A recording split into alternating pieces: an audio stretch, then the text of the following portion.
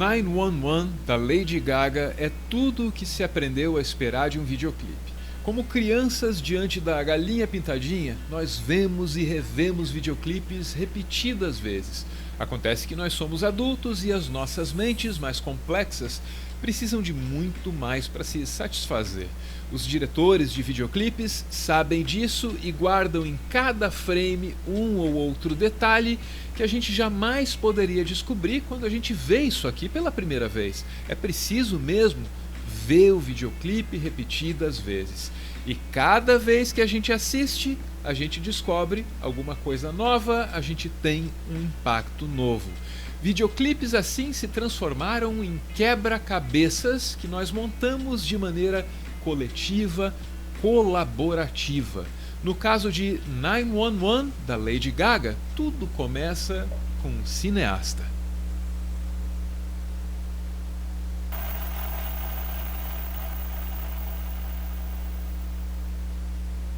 Essas são imagens do filme A Cor da Romã, de Sergei Parajanov, um cineasta armênio muito perseguido em seus tempos. É que ele viveu na União Soviética e não era muito bem aceito por duas razões. Primeiro, ele era bissexual e, segundo, a arte dele não tinha nada a ver com o realismo soviético, esse sim abraçado e incentivado pelo regime de então. Sergei, como você está vendo aí, prefere o abstrato, o simbólico, o místico. Já deve ter dado para perceber alguma similaridade entre o visual e as intenções desse filme e o clipe da Lady Gaga. Além disso, a romã está no título do filme de Sergei, que é do final dos anos 60, e também está no clipe da Lady Gaga, que é agora de 2020. Se fosse só isso, você até poderia dizer que eu estou forçando a barra, mas tem mais. É que o clipe da Lady Gaga foi dirigido por Tarsem Singh. Ele estreou no cinema com A Cela, filme que tem Jennifer Lopez no elenco. Acontece que Tarsem, antes disso, dirigiu muitos videoclipes, tipo Losing My Religion, do R.E.M., que é muito premiado. Note que esse clipe, que é de 1991, apresenta uma estética razoavelmente parecida com a do clipe da Lady Gaga de agora. Isso é porque ambos foram dirigidos pelo Tarsem, que geralmente usa as mesmas referências, incluindo o cineasta armênio Sergei. O Tarsem estava há 26 anos afastado da música. Voltou agora nessa parceria com a Lady Gaga. E o Tarsem é um fã declarado do Sergei Parajanov. O 911 é a prova disso. A comparação de alguns quadros deixa isso muito evidente mesmo. Aqui tem 4 exemplos, mas você poderia reunir muitos outros.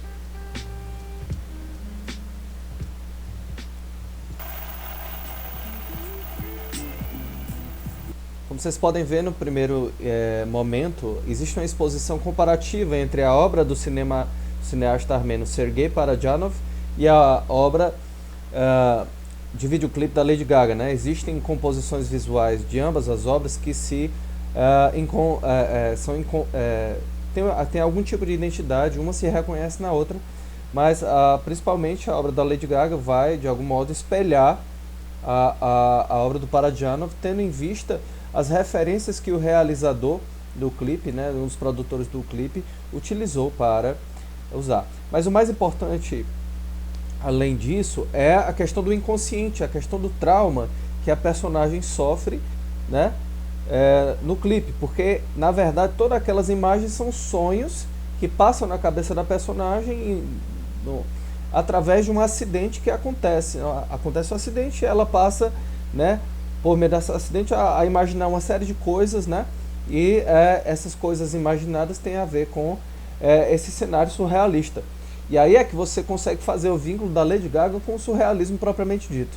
Vamos continuar acompanhando aqui, que é bem interessante esse material. No final do clipe, a gente vê um acidente muito grave, e ele acontece diante de um estabelecimento que exibe um festival de cinema armênio. Esse festival inclui, adivinha, A Cor da Romã. Nesse ponto, qualquer dúvida sobre a influência da estética de Sergei já está superada, e o que falta agora é entender como esse clipe se relaciona com o íntimo de Lady Gaga. A gente vai chegar lá. E é aqui que a coisa fica mais interessante. A gente poderia dividir o clipe em duas partes. Tem a parte simbólica, aquela que é influenciada pela estética do cineasta armênio, que vem antes, e tem essa parte aqui realista que mostra um acidente. O fato mesmo é que essas duas partes se conectam, se equivalem talvez. O detalhe das roupas dos paramédicos, elas aparecem assim na realidade e aparecem desse outro jeito aqui no segmento místico, no segmento simbólico que vem antes. Os guardas de trânsito, eles são assim na realidade e estão representados desse outro jeito aqui no universo simbólico de Gaga. Certamente existem outros exemplos e eles só ajudariam a sustentar a tese. O que acontece na realidade desse acidente está representado dentro do sonho, que aqui a gente tem chamado de universo simbólico. Poderia parecer o clichê da vivência fantástica, da história mística que se revela só um sonho no final, mas não, pode ser bem mais do que isso. Vai por mim.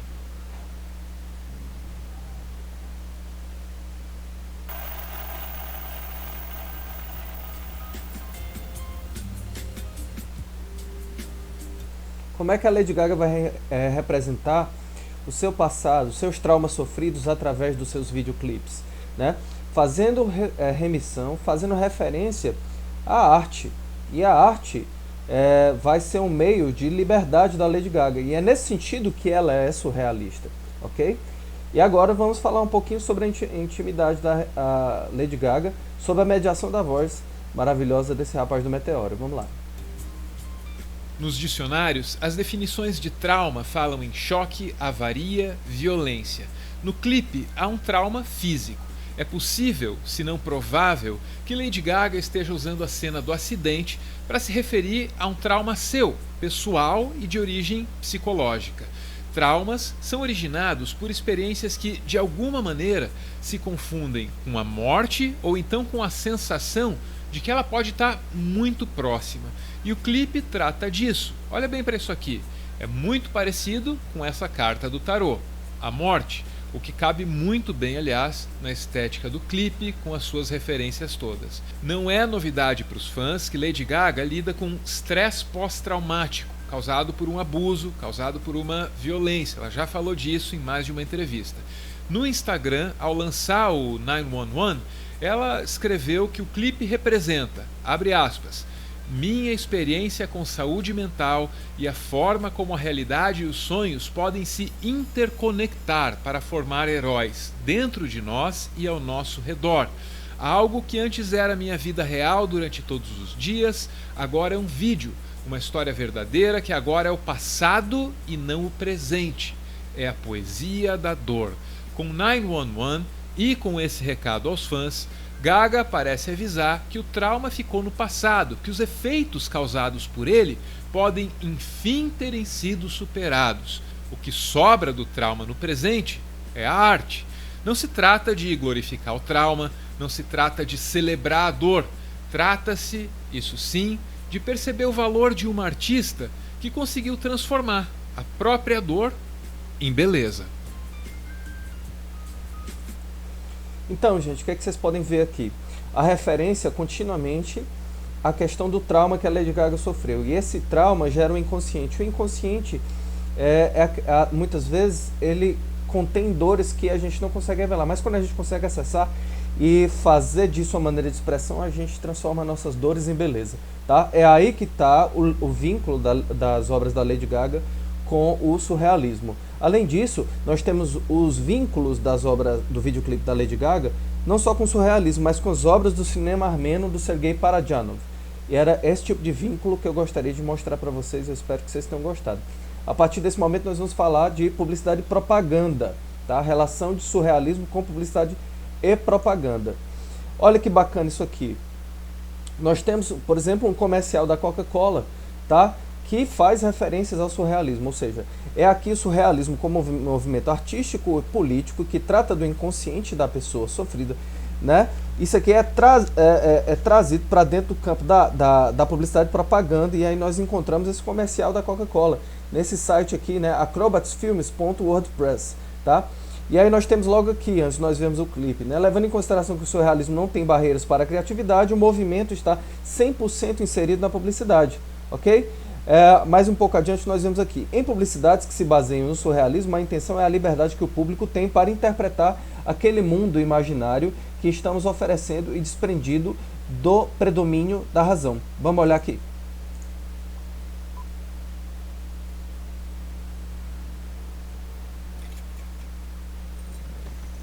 Surrealismo puro, né, gente?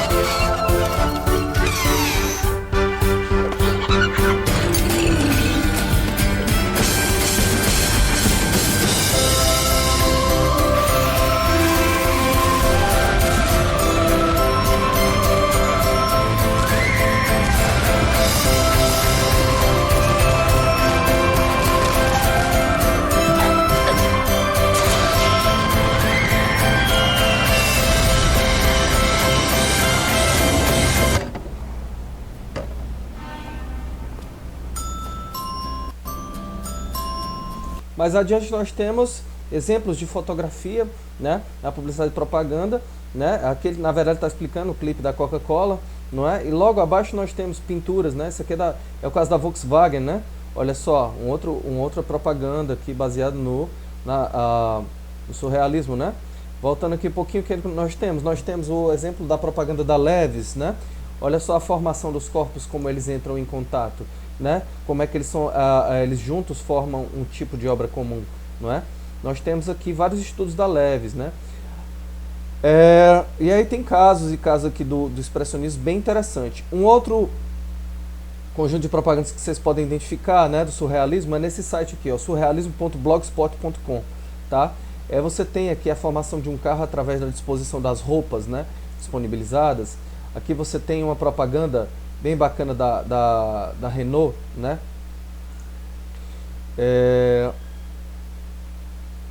Nós temos outra aqui bem interessante, né? Só que antes de falar disso, é um programa, propaganda da Renault chamada SOS Mata Atlântica, né? Eu vi as árvores. Não, da Renault é em cima, né? E aqui nós temos a propaganda da questão do desmatamento, exatamente.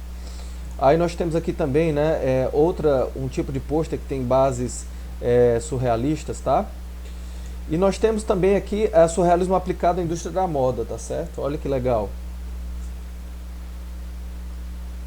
Certo? O nome da marca é Kenzo. Propaganda de inverno 14 da Kenzo está mais surrealista do que nunca. Aí você consegue observar os quadros disponíveis, as propagandas disponibilizadas, é bem bonito, né? Eu espero que vocês gostem desse material. São materiais inspiradores, né? Você consegue observar a adaptação do movimento artístico inicial para esse tipo de material, né? Certo? Bem legal, né? Então, gente, baseado nisso, o que eu gostaria de mostrar para vocês também? Gostaria de mostrar para vocês essa matéria aqui bem legal, tá? Da Globo, tá? G1. O que ela tem, ó? Tem exemplos de fotos expressionistas, surrealistas. E nesses exemplos de fotos surrealistas existe um esforço de recriação das pinturas surrealistas para dentro do âmbito da construção fotográfica. O que eu ia pedir para você fazer aqui nesse caso? Eu iria pedir para que vocês tentassem fazer um trabalho que tivesse a ver com isso. Você pega uma obra surrealista e tenta reconstruir através da foto. Olha só, isso aqui é uma pintura do Diego Rivera, né, que era foi um dos companheiros da Frida Kahlo. Olha que legal. Então vocês podem recriar isso aqui através de um trabalho, tá? Através de um trabalho fotográfico. mostrando uma possibilidade de apropriação das pinturas surrealistas para dentro do âmbito da multimídia, tá? Você pode criar uma foto baseada nisso e pode depois, quem sabe, fazer um anúncio, uma propaganda, fica bem bonito, tá? Basicamente era esse o pedido que eu teria para fazer para vocês para finalizar a nossa aula de hoje, tá ok? Tá ok? Muito obrigado pela atenção, um grande abraço.